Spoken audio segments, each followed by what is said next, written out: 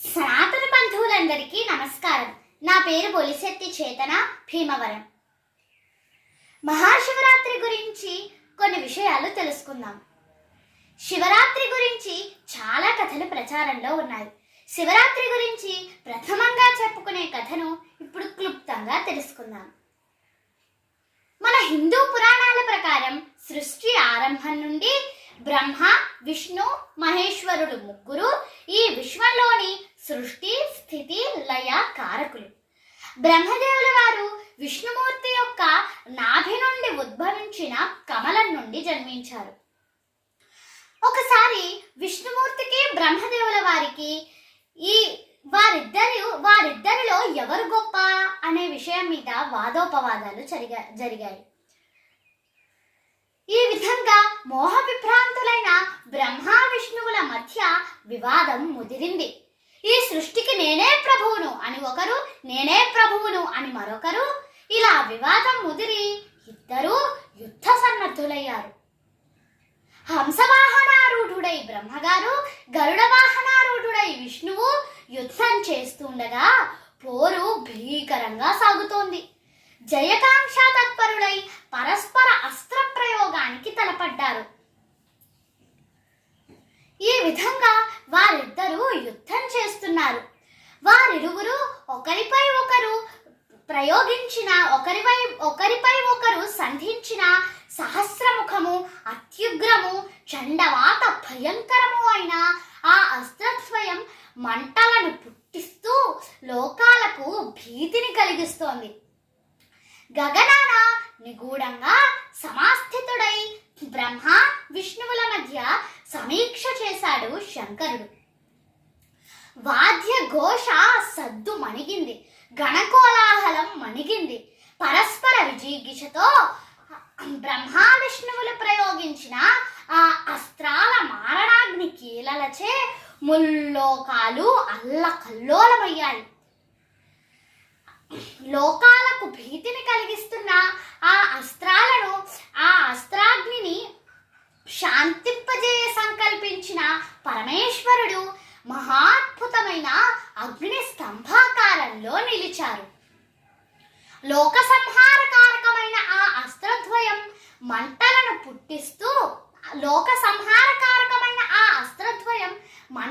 పుట్టిస్తూ లోకాలకు భయం కలిగిస్తోంది. ఆ అస్త్రాలను శాంతింపజేయడం కోసం ఆ పరమేశ్వరుల వారు అగ్ని స్తంభాకారంలో నిలిచారు. ఆ అగ్ని స్తంభాన్ని చూసి దేవతా సమూహం దిగ్భ్రాంతమైంది. ఆ అగ్ని స్తంభాన్ని బ్రహ్మ విష్ణువులు చూసి దీని ఆది అంతములను కనుగొనాలని వారిద్దరూ అనుకున్నారు. అప్పుడు విష్ణుమూర్తి ఆదిని, బ్రహ్మదేవుల వారు అంతాన్ని కనిపెట్టాలనే సంకల్పంతో బయలుదేరారు. సత్వరమే పరీక్షార్థం బయలుదేరారు. విష్ణుమూర్తి ఆదిని, బ్రహ్మ అంతాన్ని కనిపెట్టాలనుకున్నారు. విష్ణుమూర్తి చాలా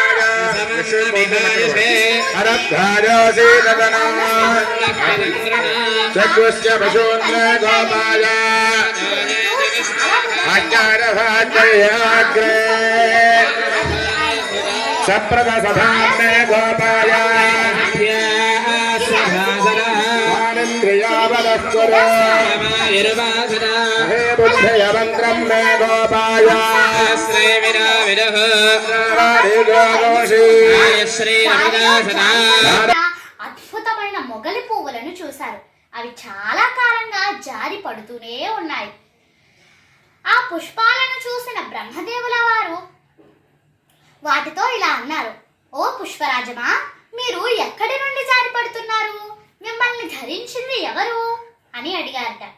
అప్పుడు ఆ పుష్పములు, మొగలి పువ్వులు బ్రహ్మదేవుల వారితో అన్నాయి: ఓ జీవా, ఈ మహాద్భుతమైన ఈ అరుణ స్తంభం యొక్క అగ్రభాగాన్ని నేను ఎరుగను. చిరకాలం క్రిందట ఈ అరుణ స్తంభం యొక్క మధ్య భాగం నుండి జారాను. దీని అగ్రాన్ని చూడాలనే ఆశ వదులుకో అని అన్నాయి. అప్పుడు బ్రహ్మదేవుల వారు: ఓ పుష్పరాజమా, నేను సృష్టికర్త అయిన విధాతను. ఈ లింగాగ్రాన్ని సేవించాలనే సంకల్పంతో బయలుదేరాను. మీరు నాకు ఒక ఉపకారం చేయాలి. నాతో పాటు విష్ణువు వద్దకు వచ్చి ఈ బ్రహ్మగారు లింగాగ్రాన్ని సేవించారు, దీనికి నేనే సాక్ష్యం అని చెప్పాలి. ఆపత్కాలంలో అసత్యమాడటం తప్పు కాదు అని అంటారు. బ్రహ్మదేవుల వారి మాటలకు ఆ పుష్పాలు మొగలి పువ్వులు సరే అని అంగీకరించాయి. విష్ణువు ముందు అలాగే సాక్ష్యం చెప్పాయి. దుర్బుద్ధితో అసత్యం చెప్పిన బ్రహ్మదేవుల వారిని శిక్షించడానికై ఆ పరమేశ్వరుల వారు ఆ అగ్నిస్తంభం నుండి ఆవిర్భవించారు. ఆ పరమేశ్వరుల వారు అసత్యాన్ని పలికిన బ్రహ్మదేవుల వారిని చూసి, నువ్వు అసత్యాన్ని పలికినందువల్ల నీకు భూలోకంలో క్షేత్ర ప్రతిష్ఠ ఉత్సవ పూజాదులు లేకుండుగాక అని అన్నారు. అలాగే పరమశివుల వారు సత్యాన్నే పలికిన విష్ణుమూర్తిని చూసి, ఓ వత్స, నీవు సత్యాన్నే పలికావు, అందుకే నీకు భూలోకంలో క్షేత్రము దేవాలయము ప్రతిష్ఠ పూజాదులు ఉత్సవాలు వైభవాలు జరుగుతాయి అని అన్నారు. అలాగే పరమేశ్వరుల వారు కూట సాక్ష్యం చెప్పిన మొగలి పువ్వులను చూచి, ఓసి దుష్టకేతకమా, మీరు కూట సాక్ష్యం చెప్పి మోసం చేశారు, అందుకే నీకు పూజాదుల యందు స్థానం లేకుండుగాక అని శపించారు. ఆపాతల నభస్థలాంత భువన బ్రహ్మాండమా విస్ఫురత్ జ్యోతిస్ఫటికలింగ మౌళి విలసత్ పూర్ణేందు అంతామృతైః. అంటే పాతాళ లోకం కంటే కింద, ఆకాశం కంటే పైన విశ్వమంతా వ్యాపించి ఉన్న అద్భుతమైన అగ్నిలింగం ఆవిర్భవించిందని అర్థం. అందుకే మహాశివరాత్రి రోజున భక్తులు ఆ పరమేశ్వరుల వారిని అర్ధరాత్రి విశేషంగా అభిషేకాలు చేస్తారు. ఇక్కడ మనకు ఒక సందేహం కలగవచ్చు. బ్రహ్మ విష్ణుమూర్తి దేవుళ్ళు కదా, అన్నీ తెలిసిన వారు కదా, అలాంటప్పుడు నేను గొప్ప అంటే నేనే గొప్ప అని ఎందుకు వాదోపవాదాలు చేసుకున్నారు అంటే, బ్రహ్మ విష్ణు మహేశ్వరులు ముగ్గురు ఏమి చేసినా లోక కళ్యాణం కోసమే చేస్తారు. మనం ఉన్న స్థితి నుండి ఉన్నత స్థితికి చేరే మార్గం చూపిస్తారు. అలాగే ఈ శివరాత్రి రోజున ఉపవాసాలు ఉండి జాగరణలు చేసి శివారాధన చేస్తారో వారికి ఆ పరమేశ్వరుల వారి ఆశీస్సులు ఉంటాయని వ్యాస భగవానుల వారు శివపురాణంలో రాశారు. ఆ పరమేశ్వరుని ఆశీస్సులు మనందరిపైన ఉండాలని కోరుకుంటూ సనాతన బంధువులందరికీ మహాశివరాత్రి శుభాకాంక్షలు. ఓం నమః శివాయ. ధన్యవాదములు.